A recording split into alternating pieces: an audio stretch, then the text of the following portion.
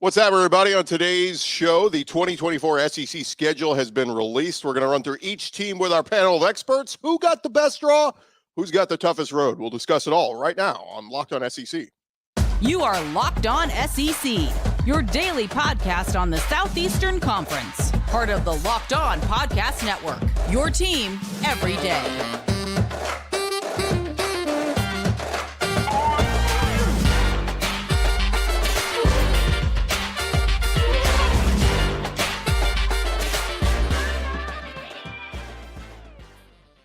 And what's up, everybody? Welcome into the show. It is great to have you guys along. Today's episode is brought to you by FanDuel. Make every moment more right now. New customers get $150 in bonus bets with any winning $5 moneyline bet. That's $150.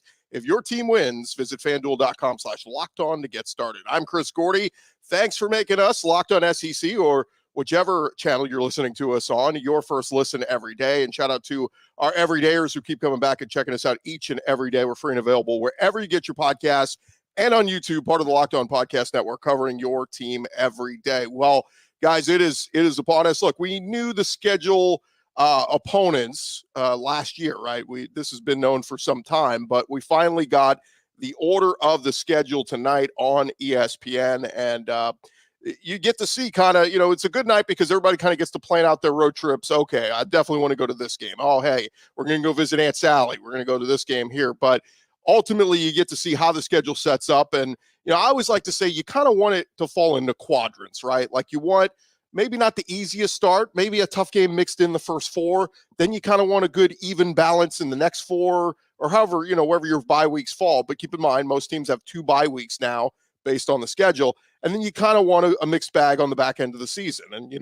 want a mix of one respite game in there, a Vandy if you could work in, or something like that. So that's kind of my philosophy with the schedule. But boy, oh boy, did some people get messed over. We will run through some of the schedules on who got the toughest draws and some of the teams that really took a tough draw. So we'll start kind of with the teams who have had the most success here the last couple of years. We're going to start with the Georgia Bulldogs and take a look at their schedule and how things worked out. And most notable with Georgia's schedule, first up, they get one home game in the first 5 weeks. That is a pretty brutal draw for Georgia. Now, the Clemson game is in Atlanta, so it's not, that one will basically be a home game for Georgia. But road trips at Kentucky and at Alabama back-to-back in the first month, absolutely brutal. But, you can look at it one way. If you're Georgia, maybe you think of getting the Alabama game out of the way, right? Whoever wins or loses it,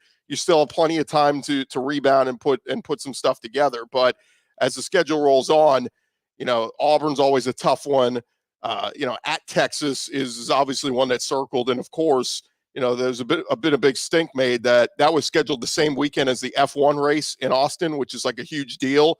And it's almost impossible. So if you're a Georgia fan and you haven't booked your travel yet to Texas, you might as well just start making plans to watch it at home on the TV, because it is going to be impossible to get hotels for that game. But that's how Georgia's schedule sets up. And Florida, Georgia, they did do a good job of trying to keep that one around that last weekend of October, first weekend of November, the typical weekend it normally is. It'll fall on November 2nd. So will be a good one there. But, again, Georgia, we look at everybody's schedules. It is tougher this year. Like you're playing some tougher opponents. You can't avoid that with Texas and Oklahoma coming in. This is why I kept telling people, like, look, you want to hope for SEC expansion, like all SEC fans. Yeah, let's get Oklahoma. Let's get Texas. Okay, great. But now you got to play those guys. And it's more potential pitfalls for losses on the season. Now, the good thing is the playoff expands to 12 teams. So we're not talking about, there is no SEC East versus SEC West anymore. The divisions are gone. 2 best teams with the best record go play in Atlanta. And honestly, if you don't go to Atlanta, you're not out of it. 10-2, I think, in the SEC still gets you into the playoff, as we talked about this year. Ole Miss and Missouri both sitting there at 10-2. They didn't go to Atlanta, but they would both be in the playoff this year in this scenario and how it played out. So plenty to discuss with all the other teams. So let's dive back into it. We're going to get to the Alabama schedule, catching up with Luke Robinson, host of Locked On Bama. And we welcome in Luke now. And Luke, initial thoughts when we look at Alabama's draw for 2024 and how it plays out? First of all, I know I'm a little overdressed, but I was at a Christmas party and I just got into the house, so it worked out great. But yeah, while I was at the Christmas party, the schedule came out, and I'm excited about it. I mean, look, Alabama's schedule is about as tough as it gets.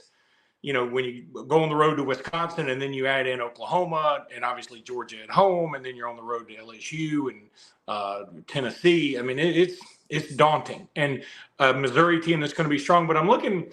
You know, when I was doing the podcast earlier today, I was hoping that Alabama was going to get that at Vanderbilt game between Wisconsin and Georgia at home. I thought that would be a perfect time for it because I didn't want to have the bye. So in September, I wanted to have it a little bit later. But they gave Georgia and Alabama a bye on the week before they play each other, which, you know, makes a lot of sense. I mean, these are the two power programs in the country. And that's going to be a monster game. They've already set it up for ABC on 6:30 at night. It's going to be a huge one. So that's cool. And then Alabama plays at Vanderbilt the next week, which is about the best you could have, because you're going to get beat up against Georgia. Alabama and Georgia are going to beat each other up, win, lose, or draw. And then you get to go play a Vanderbilt team that's, hey, let's face it. I mean, Vanderbilt's going to have it tough regardless, and they've lost a lot of people in the transfer portal. So I think that's good. Overall, I'm very happy with the schedule. I mean, sets up about as well as it could. If I didn't know that Oklahoma was the week before the Iron Bowl, I'd probably be disappointed. But I already had prepared myself because that game had already been announced.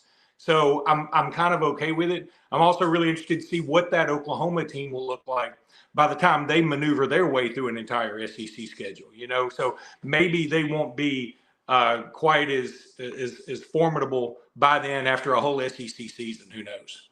Yeah, what I kind of like about it is outside of that Oklahoma and Iron Bowl back-to-back to finish the season is Bama kind of they play a tough game and then they get a respite. It's kind of how, you know, and look, they don't, where some other teams like LSU opens with USC and you know, all these teams that are playing tough opponents in week one, you get the tune-ups in Western Kentucky and South Florida, figure some stuff out before you go on the road to Wisconsin. But it's like you go at Wisconsin and then it's a bye week. You're home for Georgia, but then it's at Vandy. You know, it's like every time you play a tough game, you get a little bit of a breather. Now, we can see what Missouri's going to look like. You know, at Tennessee is always tough. The next week you come home and play Missouri. We'll see what Missouri looks like. But even, you know, the traditional bye week before LSU, and then you get Mercer after. So it almost allows Alabama to come back, center themselves, catch your breath, and prepare for the marathon sprint there at the end at Oklahoma and Auburn. Yeah, if I had to call out one game that scares me from a sense that I think Alabama should win and they could lose, is probably that Missouri game. I'm going to be super high on Missouri next year. I'm telling you right now. I think Missouri is going to be very good next year. They've got what some people consider to be the number one player in the country in Williams-Nwaneri. I think I'm saying that right. Committed to him. And then they've got Luther Burden's going to be coming back. I think the quarterback's going to be back. I think Missouri is going to be a thing. Now they lose Cody Schrader, but he's good. Yeah. But I think they can replace him with another good running back and be okay. Well, they just picked up Marcus Carroll from Georgia, I think Georgia State, who was like one of the better running backs in the country this year. So I was like, oh, easy plug and play right there.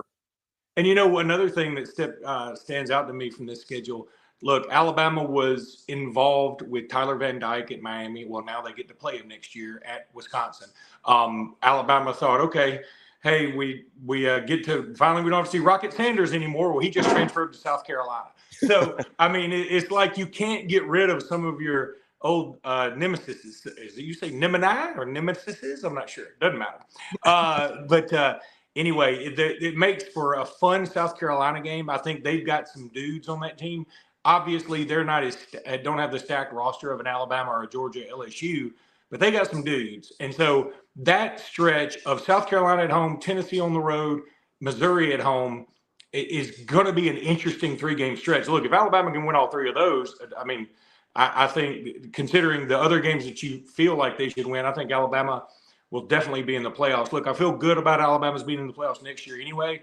And I think if you're old school SEC, I think one of the keys for this coming up year is just don't let Texas and Oklahoma get to the SEC title game this year.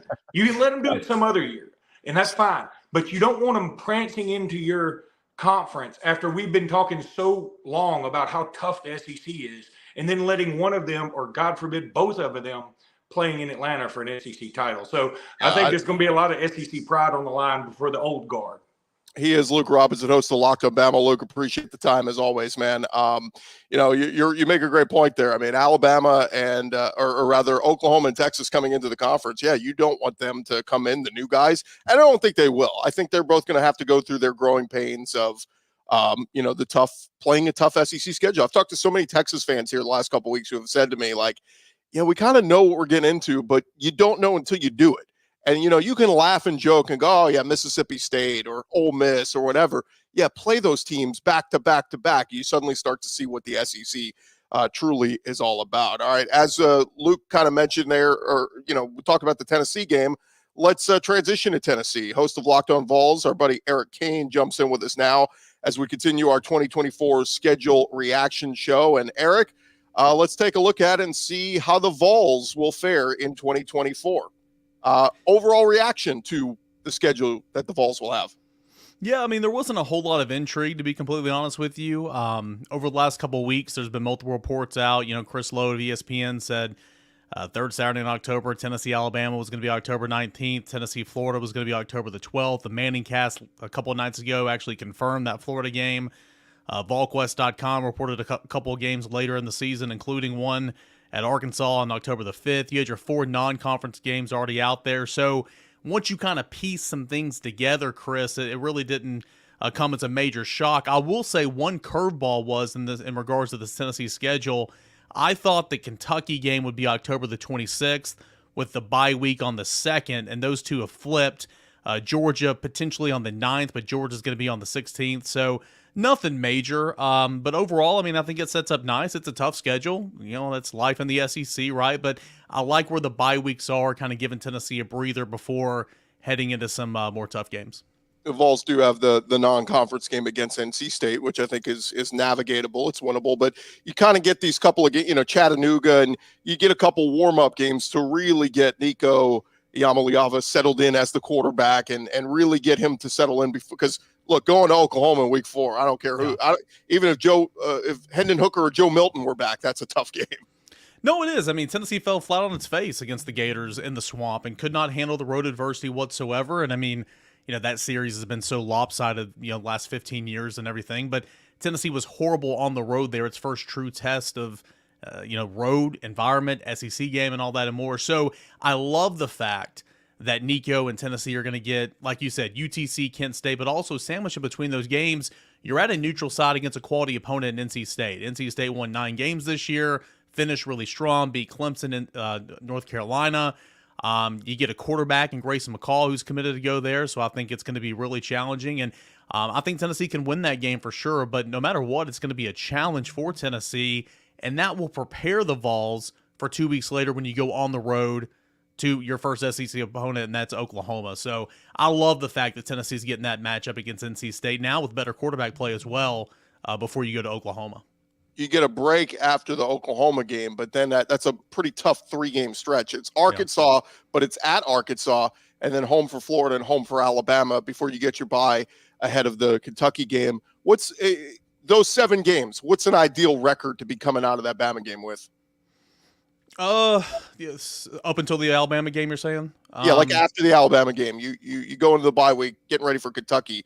I mean, 6-1, is that realistic? Yeah, I think so. I think 6-1 is realistic. I mean, again, you're going to have to handle the road environment, and that's something Tennessee did not do a great job of this year. So you need to prove you can win on the road consistently. You got to have some things go your way. You got to beat Florida. I mean, Florida was very bad this year, and Florida still drilled Tennessee, so you got to get over that. I mean, at Arkansas and certainly at Oklahoma, not going to be easy. But again, as we could still kind of see what these rosters and what these players are going to look like on these teams, I think these are certainly winnable games. It's interesting here before you get to Alabama, you're at Arkansas, then you're home against Florida. Those are 2 programs where their coaches are literally coaching for their lives. Yeah. Where are those programs at this point in the season? Florida's schedule the last month of the season is pretty tough. I haven't looked at at Arkansas or Florida scheduled at this point, but both those programs are going to be fighting for a lot. Where can they be right now when adversity hits? And so I think that's kind of intriguing that Tennessee has those 2 games leading into Alabama. And of course, Alabama's going to be tough. You do get it at home. That helps, of course, but Jalen Milroe coming back. He'll be in the Heisman conversation all year long, and they've got a stacked roster. So they're going to be challenging, but I do think 6-1 is certainly possible, and you got to think you're going to have 5 wins no matter what after that Alabama game. Well, and the thing that jumps out to me, Eric, too, and we'll leave it at this, that Georgia game, let's say that's lost 2, because it's going to be tough to win at Georgia. Yep. You lose that one, you finish with UTEP and Vandy. I mean, if you're at 8 wins at that point, you're 8-2, a great chance to finish 10-2, and your chance to make the playoff right there if you're the Vols. Yeah, again, you have that bye week after Alabama, and that's good. Don't want to let Alabama beat you twice if you were to lose that game, but that's what we always hear. You used to hear about the Patriots as well in the NFL, but you'll welcome Kentucky, and that's always a tough, challenging game. Tennessee typically wins that game, but it's not easy. You got Kentucky there, Mississippi State, first-year head coach, but a very winnable game at home. You mentioned Georgia. Even if you don't win that game, UTEP and Vanderbilt. So, yeah, I mean, I think, honestly, it's going to be tough. I mean, no schedule in Southeastern Conference play is ever going to be easy, but I kind of like how this lays out. It's going to be challenging at Arkansas, Florida, Alabama, that stretch there, but I like this schedule for Tennessee. I really do. He's Eric Kane, host of Locked On Vols. Eric, thanks for the time, man. Hey, Chris, appreciate it, man. All right, let's transition and take a look over at LSU's schedule before we get our next guest in here and continue to look at the schedules. But LSU got a brutal draw to open the season. They're going to play USC in Las Vegas. Now, USC going to be going through a little bit of transition. They're going to lose Caleb Williams, but it's still Lincoln Riley. And both teams had really bad defenses this year, so we'll see what they look like in that one. But LSU they get Nichols. They're at South Carolina. UCLA is a brutal, why they kept both these teams on the schedule for a non-conference. And we'll do Ole Miss in a little bit, but Ole Miss, their toughest non-conference game is at Wake Forest. LSU's got USC and UCLA before they even get out of September. So tough draw there. They get road trips in October at Arkansas, at A&M, then a bye week, of course, before Bama. And then they finish at Florida, home for Vanderbilt, but then they finish home with Oklahoma. And that game will be very interesting because we could be looking at, again, if LSU's avoided the pitfalls, we could be talking about maybe both Oklahoma and LSU are 9-2 going into that game and potentially a playoff spot on the line. I know we're talking about everybody kind of like 10-2, but I think 10-2 is what gets you in the playoff next year. And that game could potentially be a decider, LSU versus Oklahoma. And this is for all the people who didn't want playoff expansion. That becomes a perennial playoff, basically a playoff game between LSU and Oklahoma in Baton Rouge. So tough draw there for LSU when we're talking about who got the easiest roads, who got the toughest roads. I'll tell you in a second, Ole Miss got one of the easiest roads in my opinion, but LSU had absolutely brutal draw there for them, and we'll see how they can weather the storm. Thank you guys so much for making us your first listen every day. Coming up next, we're going to talk with our buddy Stephen Willis about the Ole Miss Rebels. But first, I want to remind you guys, as the weather gets colder, the offers over at FanDuel are staying red hot. Right now, new customers over at FanDuel are going to get $150 in bonus bets with any winning $5 moneyline bet. That's $150 back if your team wins. If you've been thinking about joining FanDuel, there's no better time to get in on the action. Their app is super easy to use. Of course, they got it all. Spreads, player props, over-unders. They got a bunch of, all the SEC basketball games. They got action there. Of course, they're all going to have all these SEC football games heading into next season. Some of them, the big ones, may already be up there already. You need to go check them out. Go to FanDuel.com/lockedon. You can do that on your laptop or mobile device. Go to FanDuel.com/lockedon and sign up there. And then, of course, you can download the app and get all your action right there. They are FanDuel. They are the official partner of the NFL. And thanks to you guys for sticking around with us and making Locked On SEC your first listen every day. Shout out to our everydayers who keep coming back to check us out each and every day. And now we're going to keep our 2024 schedule reaction show rolling on. We welcome in our buddy Stephen Willis, host of Locked On Ole Miss. And Stephen, I've been talking about this the last few days. I think Ole Miss definitely is, they were a threat this year. They become even more of a threat next year. All the names in the last few days that have been discussed about coming back next year for the Rebels. And I think they actually get a little bit of a favorable draw with the schedule. The big news is Alabama comes off the schedule. They also avoid A&M. But let's take a look at how Ole Miss's schedule sets up for 2024 as we dive into it. And obviously right out of the gates, Stephen, the non-conference games, while everybody else is playing a big dog, like, A&M gets Notre Dame and Alabama's got to go to Wisconsin, all this. Lane Kiffin, the Rebels, said, we'll play Furman and MTSU and go to Wake Forest. So pretty easy path right out of the gates for Ole Miss. Yeah, and this is an Ole Miss team that's gotten off to quick starts, even with a difficult schedule at times in the SEC over the last few years. This year is probably going to be no different, where Ole Miss should be the favorite in every game until the game in Death Valley comes up. Oklahoma coming into Oxford, that is a really cool situation. I think that was a kind of a treat thrown at Oklahoma with them going to Ole Miss and to LSU. I think Oklahoma got that little bit of a reward. But all in all, this year for Ole Miss is going to be completely about the 12-team playoff. Everything's there. All the players are coming back. The Grove Collective has stepped up. Ole Miss is recruiting at an extremely high level in the portal of some names that everybody's going to hear the next couple of days. And all of that is to make that team a little bit better. And when you look at this schedule and the way it sets up, you have to think this is kind of manna from heaven for Lane Kiffin, knowing that last year he had to go to Tuscaloosa and to Athens. You still have to play Georgia, but it's on your field. You go to LSU, which you won the game this year, and Oklahoma comes into your place in a game that theoretically you should be at least evenly matched in that game. Florida is down. They're not normally what they normally are. The Swamp can be a difficult place to play. So can South Carolina, but I'm going to be honest. I love this schedule. I'm absolutely in love with this football schedule. Yeah, it's interesting because, it's early, right? We don't know who a lot of these teams are yet. I mean, we're talking about, South Carolina earlier with some folks, and, is KJ Jefferson going to go there? There were some reports he could enter the portal. He could end up there at South Carolina with Rocket Sanders. So it's like we look at these games and there's really no way to tell. Like even Oklahoma, we look at, and yes, Oklahoma's always a tough team, but is Jackson Arnold the real deal? Is he going to be a legit quarterback next year? Is he going to go through the growing pains? So there's so much we don't know yet about these teams, but the thing I like about Ole Miss is we do know they're bringing back Jackson Dart. We do know they're bringing back Quinshon Judkins and all these great receivers, Caden Priestcorn, all the guys on the D-line. Like this is going to be a dangerous team that's recruiting very well, and Pete Golding can get this defense to take a step forward next year. I just look at it. I think that game against Georgia is tough, and then a road trip to Florida right after, not easy. But I think if they get to that point and, Ole Miss has 10, 9-10 wins or whatever, like I think 10-2 is absolutely should be the expectation at minimum for Ole Miss fans next year. Yeah, and that Florida game, who's to know if they're not blowing things up at Florida at that point if you look at Florida's schedule, because whoever did that should be fired with cause immediately. It is absolutely almost evil what Florida's having to go through in the first year of the 12-team playoff and with a coach that is trying to survive. But you get Ole Miss immediately after LSU and right before Florida State. Who knows what you're going to get with Florida? I think the biggest stretch for Ole Miss will be at Death Valley, home against Oklahoma, bye week Georgia. I think those are the three games that is going to determine what Ole Miss does this season.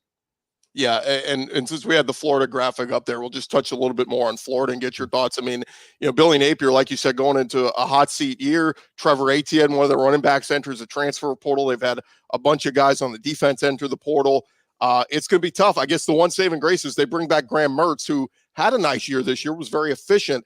They're going to need a veteran quarterback to weather the storm there, playing Miami, playing A&M, and a road trip to Mississippi State all right out of the gates in September. And that's before you get a road trip to Tennessee, home game against Kentucky, against Georgia. And then that stretch on the back stretch of that season, I don't know if anybody's got it tougher with that back 5-game stretch. You come out of the open date, you play Georgia, you're at Texas, you're home for LSU, home for Ole Miss, and then at Florida State. I mean, those could be all top 25 teams on the back stretch of the season. Yeah, that November for Florida, like I said, and at that point, the season could already be blown up for Florida. It depends on how they do in the early part of it. But you don't think UCF is going to come into that game ready to play? You don't think they want to win in the Swamp? The Knights are going to be absolutely ready to go. And you look, there's like 4 or 5 teams that won 10 games this season on that schedule. It's ridiculous. And honestly, Ole Miss probably, other than being the week before the Egg Bowl, and the discussion amongst Ole Miss fans is whether or not that game is going to be on Thanksgiving, because that game, I think, is contractually obligated to be on Thanksgiving. But they're going to have that discussion. I think Lane Kiffin's not a big fan of that. And I think Texas and Texas A&M eventually is going to be the trade-off and is going to end up on Thanksgiving night. And I think that Ole Miss and State's probably going to end. I'm thinking it's going to be Friday night, honestly.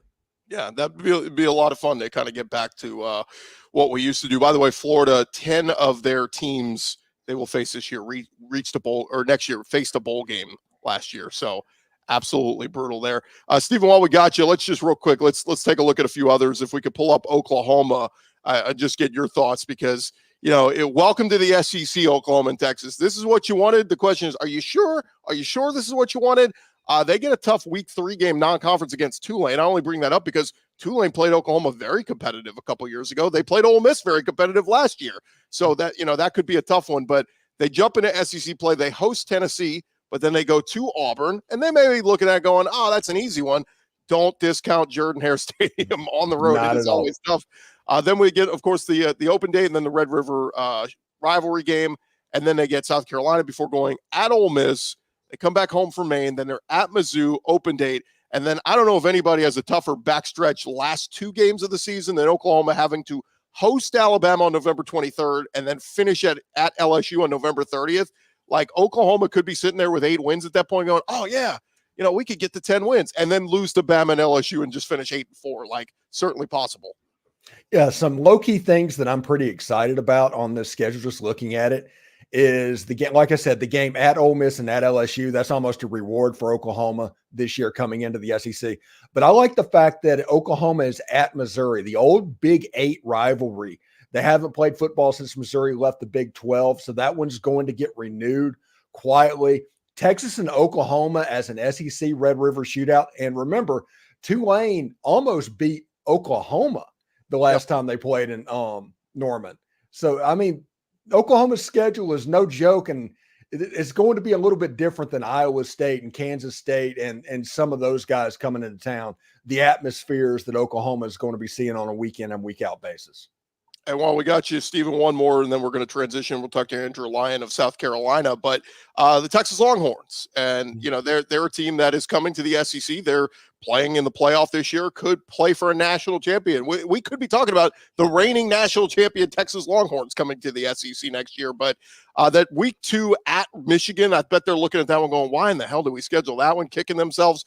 But then, pretty easy. They get to ease in with Mississippi State. Then they get a bye week. Then they get the Red River shootout. And then they get Georgia. And that's going to be a tough one, like we talked about, going to Austin. We'll see what Georgia looks like. But then they're at Vandy, then an open date. And then that back 4 stretch is going to tell us all we need to know about Texas. They get Florida at home. They're at Arkansas, home for Kentucky, and of course, at A&M. And that game is absolutely going to be sold out. You won't even be able to get into the building for that one. But kind of a little bit of a trade-off here. We talked about, Alabama and a few other teams kind of you get a tough game, then you get an easy game. It's a little bit of a balance there where it's not like back-to-back tough games. Yeah, Red River shootout and into Georgia, that is kind of the difference of coming into the SEC from being in the Big 12. And also the Texas game at Arkansas, especially the young audience that's watching this, I don't think they can appreciate how much Arkansas hates Texas and how big of a rivalry game that actually is, because that one, they've played off and on, but that's 30 years that they've gone from playing regularly. That game's going to probably happen every year. Arkansas basically invented horns down back in the day. So, that game right there, that November game, I am going to watch that no matter what's going on. That Arkansas-Texas game, I'm in for that one. Yeah, and remember, Arkansas just beat them a couple years ago, and nobody thought that they could do it. But that old Southwest rivalry, for kids out there, Google Southwest Conference. That was, it was a thing back in the day. He's Stephen Willis, host of Locked On Ole Miss. Thanks for the time, man. Appreciate it. Appreciate it, Chris. Take care. All right, I want to remind you guys, thanks for watching our show and, of course, making us your first listen every day. Remember to subscribe. If you haven't checked out Locked On SEC yet, you could certainly do that if you're watching on one of the other channels of our Locked On SEC team channels. And one of those guys who hosts the show, welcome him in right now. He is Andrew Lyon. He is host of Locked On Gamecocks, covering the South Carolina Gamecocks. And, man, it was a tough year for the Gamecocks, but Shane Beamer hoping to bounce back as they finish 5-7. They miss a bowl game, but I look at this schedule, Andrew, and it's a tough one. I mean, there's no gimmies here. What do you make of the schedule for South Carolina? Yeah, Chris, you're absolutely right. Obviously, this is life in the SEC. It's never going to be an easy conference slate for any team now with the additions of Texas and Oklahoma coming into the conference. But I break down this schedule, Chris, into 3 different seasons, and it basically separate by those 2 bye weeks in week 5 and then once again in week 9, I believe. That opener, Old Dominion, obviously chalk that up as a win. At Kentucky, pretty good week 2 test for Lenore Sellers, who will likely be the starting quarterback for South Carolina coming into this season. LSU, a lot of new faces, at least on the offensive side of the ball at the skill positions. I think that's a good time to get the Tigers if you're going to get them in this season. Akron should be a win. But that middle stretch, Chris, that might be the toughest 3-game stretch for any SEC team in the conference in 2024. You got Ole Miss at home, 10-win team. Then you have to go to Bama, an 11-win team, SEC champion. And then you have to play at Oklahoma, another 10-win team the week after that. That is going to decide whether or not South Carolina could maybe make a bowl game in 2024. And then the end of that schedule, Texas A&M, Vanderbilt, Missouri, Wofford, and Clemson. A couple tough games mixed in there, but I think that you can get to 6 wins if you're Shane Beamer. I think that's what you have to do to get some of the heat off of you after what you said was a down year in 2023. But no doubt, they're going to have to probably take a couple games that people are not going to be expecting them to win heading into this season. I want to bring up something. You mentioned Lenora Sellers, possibly the quarterback. Is there any smoke still on KJ Jefferson? Because we just saw Rocket Sanders from Arkansas comes over. We know the relationship with Coach Loggins. I mean, is it still the door open for KJ Jefferson to possibly be South Carolina's quarterback next year? Chris, the best way I can put it is I think the door is still open for KJ Jefferson if he wants it, but I don't think that South Carolina is also going to wait around and see what KJ Jefferson is going to do. They actually just hosted former Vanderbilt starting quarterback A.J. Swan on Tuesday afternoon. A.J. Swan, probably not a guy that you would expect to beat out Lenore Sellers if he were to come here and there'd be a quarterback competition. But either way, I think that tells you that they're okay with, maybe getting an experienced starter like Jefferson, having maybe a transition plan where Sellers takes over next year, but they're also okay with the idea of, hey, let's just see what the young buck can do. We think he could be one of the greatest quarterbacks ever played here. Let's see what he's got. Let's go ahead and hand him the reins in 2024. So I could still see it, but it's been very quiet on that end since those initial reports came out last week. Yeah, he is Andrew Lyon, host of Locked On Gamecocks. Andrew, appreciate the time, man, and best of luck to the Gamecocks. Appreciate it, Chris. Thanks for having me on. All right. More with our SEC schedule reaction show here in just a second. Thank you guys for making us your first listen every day.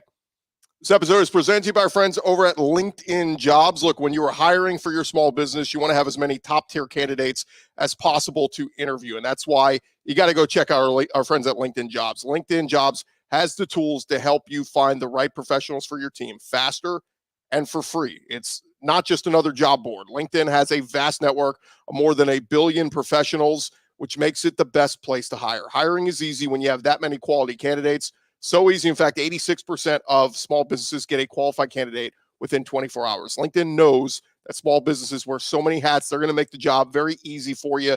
LinkedIn's very intuitive, very quick and easy. They even launched a feature that helps you write job descriptions, making it all easier. So go post your job for free at linkedin.com/lockedoncollege. That's linkedin.com/lockedoncollege. Terms and conditions apply. It's linkedin.com/lockedoncollege. All right, we continue on here with our SEC season preview show. And just to have a couple more schedules that we need to get to take a look at. We run through just about everybody. We still need to get Kentucky and Vanderbilt and Mississippi State. So and Auburn. So why don't we do that first? We'll welcome in our buddy Zach Blackerby. He is host of Locked On Auburn. And Zach, as we take a look at Auburn's schedule, what do you make of year 2, heading into year 2 of Hugh Freeze and how it shapes out? I think it's kind of similar to last year's schedule, where those first few games, including your non-conference, now Auburn's going to finish up that home-and-home with Cal. It's this middle chunk of the schedule that I think is pretty tough. I mean, we talk about you host Oklahoma, then you go to Georgia. Fortunately, you get a bye week after Georgia, but they're going to Missouri and to Kentucky. When I talked about the hypothetical schedule and what the worst case scenario for Auburn 2024 was, is I said, I want you to spread out Oklahoma, Georgia, Missouri, and Kentucky. And the SEC puts them all in a row. So I think that's unfortunate for the Tigers. But then, Vanderbilt, ULM, Texas A&M, I think those are all certainly winnable games. And then obviously wrapping things up going to Tuscaloosa for the Iron Bowl. That one's going to be tough. But that middle chunk, I don't think the SEC helped Auburn out. Yeah, I think I saw somebody tweet that earlier. They said Auburn doesn't play a home game in October. Like that can't happen. Like we're talking about all these other teams where, okay, you get a tough one and then you get one that's kind of doable. And Right. for Auburn, it's just like, man, that is as brutal as it gets. Yeah, the putting a bye week after Georgia, while it's nice, I don't think it's enough to overcome that. And that's kind of what we saw this past season as well when Auburn did that brutal stretch of Georgia and LSU and Texas A&M and Ole Miss. I don't think it's favorable for Hugh Freeze and these Tigers, but we'll see. We'll see. Opening up conference play at home against Arkansas, I think that's nice. And Auburn's in a situation where they could be 5-0 going into Georgia. That's going to be the big talk all off season. That's going to be the big goal all off season. We'll see if the Tigers can do it.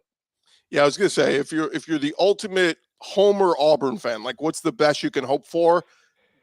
I don't think they're going to win at Georgia, but if you could somehow be 9-1 going into those last two, Sure. you know, and look, playing A&M and then at Alabama, you could certainly lose both those and you go 9-3. But like the best case, if you're asking Auburn fan, best case scenario, you're 9-1 going into those last two. If you can somehow split them, win one of those two, you're 10-2. And you're in the playoff. But well, you said it all night. 10-2 is the magic number in the SEC, right? And I think there's a lot of teams in the conference that line up. Okay, you can see Alabama going 10-2 or better. You can see Georgia going 10-2 or better. Ole Miss going 10-2 or better. LSU going 10-2 or better. Is Auburn in that group? No, I don't think they are. But you asked what the best case scenario for the Auburn Tigers is, and I do think it is 10-2. Maybe Peyton Thorne puts it all together. Maybe this young team that we're expecting to have, a top 10 recruiting class going into it. Can these freshmen catch fire in the middle of the season and get a few of those wins? Can you win at Missouri? Can you win at Kentucky? Sure. I mean, but I think realistically, Auburn's goal for next season should be 9-3 with upside a little bit past that. And that would, of course, be 10-2. I'm not expecting that, but I do think 9-3 is on the table. Yeah, well, we'll see who the quarterback is for Auburn. If it's Peyton Thorne, let's hope he had an awesome offseason and a tremendous spring, and he jumps forward. And we're talking about Peyton Thorne being one of the best quarterbacks in the SEC, if that's going to happen for Auburn next year. Yeah, and I think Kentucky is going to be an interesting team, and we'll pull up their schedule in a second, Gordy. But I think Kentucky is going to be an interesting team in this conference when it's all said and done, because look at what they've added, Zach, in just the last week. They've added so much through the transfer portal, and granted, you don't want to be too reliant on it, but they bring in Brock Vandagriff from Georgia, who we assume is going to be the starter. I mean, right. There's nobody else really there. Devin Leary graduates. They bring in the number 2 running back from Ohio State, Trip Trayanum, I think, however you say his name. Then they go get receivers like they have Berrien Brown and Dane Key already. They go get Raymond Cottrell from A&M, who was a big-time recruit. And then they add Jamori Macklin, who was tremendous. He started his career at Missouri, but was, I believe, at North Texas last year, and a 1,000-yard receiver. So Kentucky is putting together a squad just through the transfer portal. And as we look at their schedule, they start easy with Southern Miss. They get South Carolina week 2. Georgia in week 3 is brutal. But if you could somehow weather the storm, and let's say you're 2-1 there, you get Ohio. You're at Ole Miss, who I talked up Ole Miss a lot, but again, if Kentucky can click and Brock Vandagriff's playing well, certainly could win in Oxford. They didn't get the open date, then it's Vandy, then at Florida, always tough, but Kentucky has really handled Florida in recent years after going whatever it was, like 30 years without beating them. Then they get Auburn, again, at home. It's doable. At Tennessee, going to be tough. And then the backstretch of the schedule, open date, Murray State, at Texas, and then they keep the rivalry game with Louisville going. Again, you can look at it and see the pitfalls for Kentucky, but I'd say 8-4 is certainly doable for Mark Stoops. And that would be, look, this year was an up and down year for him. I think that would be a step in the right direction if they could go 8-4 with that schedule. I think you're right. I think you're certainly right on that. And I don't know. I said going into it, I want to play Kentucky as late in the season as possible, because it always seems like they start fast. They beat a team that maybe is a little overhyped, and then they play a real team and they slowly fall off the rails. And then it's like, oh yeah, okay. They're just an average SEC team when it's all said and done. So can they kind of reverse that trend, Gordy? Well, we'll see. You want to look at Mississippi State next? Yeah, let's jump to Mississippi State. And again, new head coach Jeff Lebby taking over in year one. You expect a little bit of a transition here, but it's got to be better than what Zach Arnett just did. They get Eastern Kentucky. They're at Arizona State. That's an interesting, non-conference week 2 game. Another program kind of in transition. They get Toledo, then they get Florida at home. Then they're at Texas, then an open date, and at Georgia. That's a pretty brutal, back-to-back. I know you got an open date in there, but back-to-back road games there. Then you come home for A&M, Arkansas, UMass. Then you're at Tennessee, open date. Then you finish the rivalry game against Missouri is the second to last game, or rather, I'm sorry, it's not Mississippi State. We're talking Mississippi State here. You get Missouri, then you're at Ole Miss. That's the rivalry game in the Egg Bowl, the last game of the season. But look, I think if you're being realistic with everything, you would say that 6-6 bare minimum, right? You want to at least have some kind of foundation. You want to go to a bowl game and you're under Jeff Lebby and that sort of thing. But maybe, if we want to be super optimistic here, 7-5, maybe even 8-4 if everything goes Gordy, great. I think 6-6 is being optimistic for this Mississippi State team. Yeah, I mean, just like on surface, okay. Let's say Sure. if they win that Arizona State game in week 2, then yes, then better than 6-6 is in play. But you lose that one, yeah, then you're looking at maybe you lose to Florida, maybe, at Texas and at Georgia, just on paper, look like you're not winning those. Home against A&M feels like you're not winning that one. And then, of course, the Iron Bowl is going to be brutal in Starkville, so, or rather in Oxford. So, again, you want that foundation. If you can get to 6-6 in year one, you feel like you're moving forward with Mississippi State. Got it. Where are we headed next, Gordy? Let's jump to Arkansas, because this is the one, we talked about how brutal Florida's schedule is. And look, Arkansas, they've gone through it these last couple of years. They've just had some absolutely brutal schedules. And Sam Pittman, look, they're doing him a favor. They're standing by and they're giving another year to get the train back on the tracks there. But again, it's absolutely brutal. Another weird non-conference game in week 2. They go to Oklahoma State. It's going to be a tough one. Mike Gundy's always got good teams there. They get UAB, who's actually it's typically that UAB plays tough. But then you're at Auburn right out of the gates in your first SEC game. Hugh Freeze wants to win that one, certainly. Then you get A&M in the stupid game in Dallas, which, again, get that game out of Dallas. I don't care what Jerry Jones says. Get it back on campus. Then you get Tennessee. I mean, Zach, realistically, we're talking about Arkansas. I think at best they're 3-3 going into the open date through the first 6 games. So, and then you come out of the open date and it's LSU at Mississippi State, Ole Miss.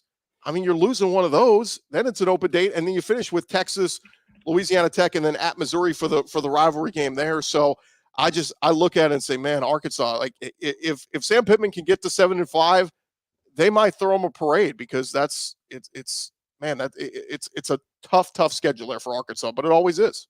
It always is, and I just don't see the path for Arkansas getting better. I mean, losing KJ and losing Rocket Sanders, I don't know where the points are going to come from for the Arkansas Razorbacks, and you can't win games without scoring points unless you're Iowa. Yeah, and they did bring in Taylon Green, the quarterback from Boise State, and people have said he's a prototypical quarterback for Bobby Petrino. And I made the comment. I said Lamar Jackson. I get it, he's not Lamar Jackson, but like what Bobby Petrino did with Lamar Jackson at Louisville, can he do some of those things with Taylon Green with his arm, with his legs? Again, do they have the pass catchers? That's going to be the big issue with Arkansas. Since Traylon Burks left, they've just struggled to find good wide receivers. So it's going to be tough there.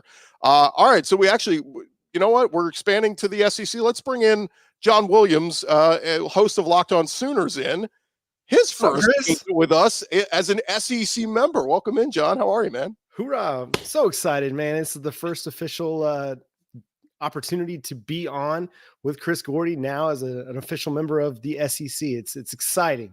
Been dreaming of this day since that news came down in the summer of 2021. Yeah, keep in mind, John, we root for the SEC here, so you guys have to root for Texas in the playoff. It's just in the rule, all right? No, we can't go that far. We're down horns all the time, So well, let's take, we mentioned the schedule earlier, but let's take a look at Oklahoma's schedule. And we kind of touched on with Stephen Willis earlier, but look, it's a tough draw, but you knew that coming to the SEC. I said the best thing you could hope for is maybe you have a tough game and then a respite after, maybe a game where you can kind of catch your breath. What do you make of the schedule? Yeah, I think it's just that you've got some tough stretches there. Obviously, Tennessee, Auburn is going to be a tough stretch to open SEC play, but then you get a beautiful bye week right before the Red River Showdown.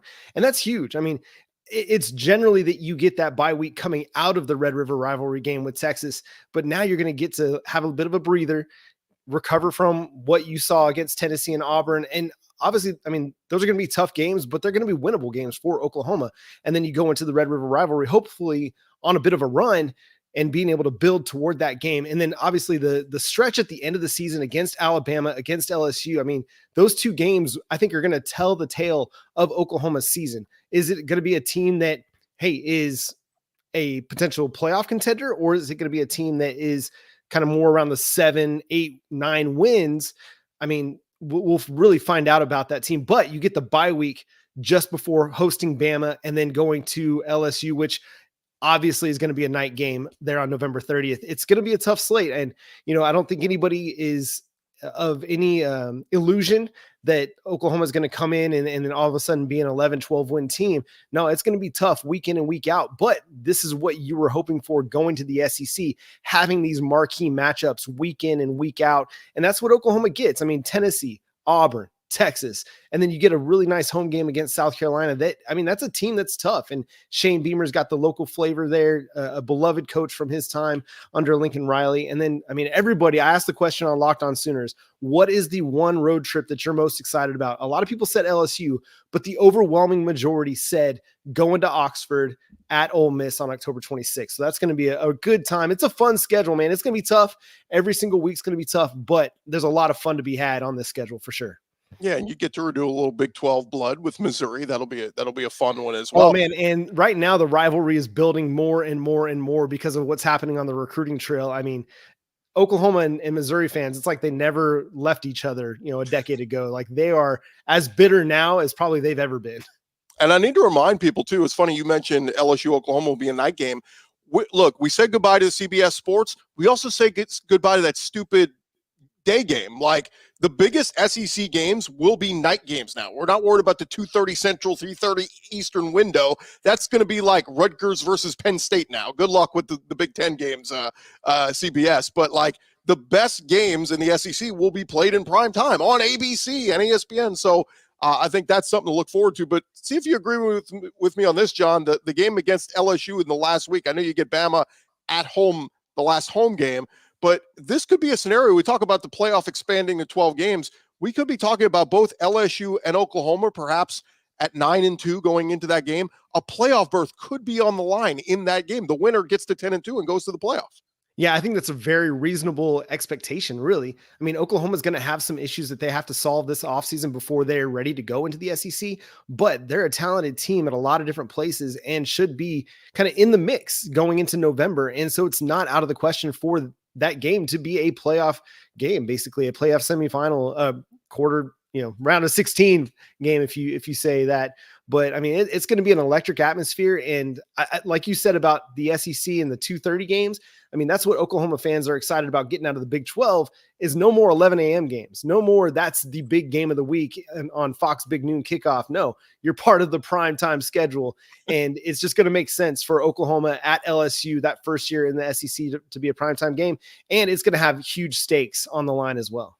Yeah, Texas and Oklahoma fans are going to be like, wait, what is this all-day tailgating every week? We're not used to this. We're used to playing those stupid 11 a.m. games that nobody, it's like nobody enjoys 11 a.m. games. Now, there will still be some because the SEC network has to fill out their time slot, but like it'll be few and far between. You'll have way more night games and evening games and all that, so it'll be a lot of fun. He is John Williams, new to the conference, host of Locked On Sooners, but not new to the Locked On Network. John, appreciate the time, man. We'll talk again real soon.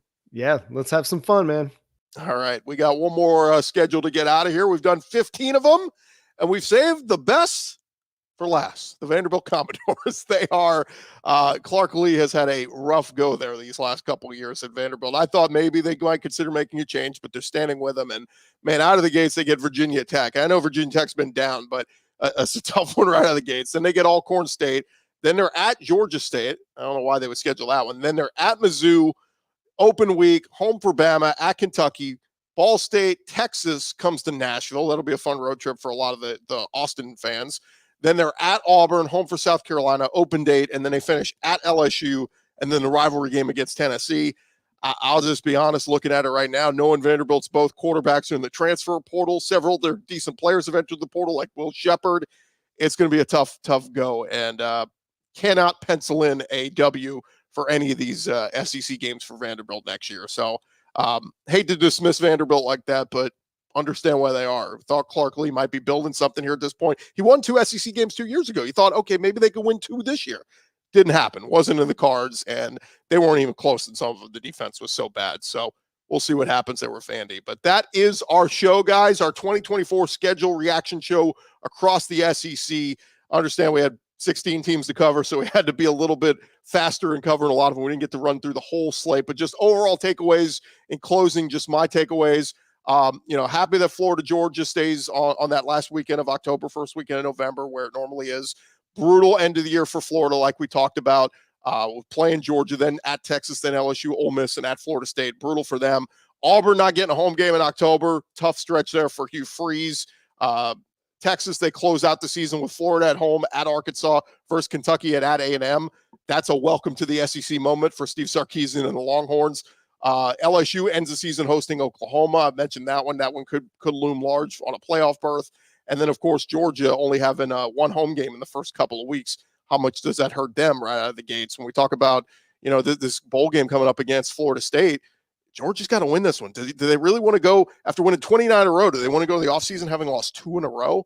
It would be it would kind of hurt Kirby and the vibe going into next season. But there you have it. It's our 2024 schedule reaction show. Remember to subscribe and like all of our shows across the Locked On Podcast Network. We appreciate those watching on Locked On SEC for making us your first listen every day. But of course, you could check us out all across the network with all of our great shows and make those shows your second listen of the day, whether it's Locked On Longhorns, Locked On Gamecocks, whatever it is. And then you can also go check out our Locked On first ever national sports 24/7 streaming channel on YouTube. Locked On Sports Today, here for you 24/7, covering the top sports stories of the day with all our local experts of the Locked On Network. And go check them out on YouTube, Locked On Sports Today. For all of our hosts who joined us here, I'm Chris Gordy. This has been Locked On SEC. We will talk to you guys tomorrow.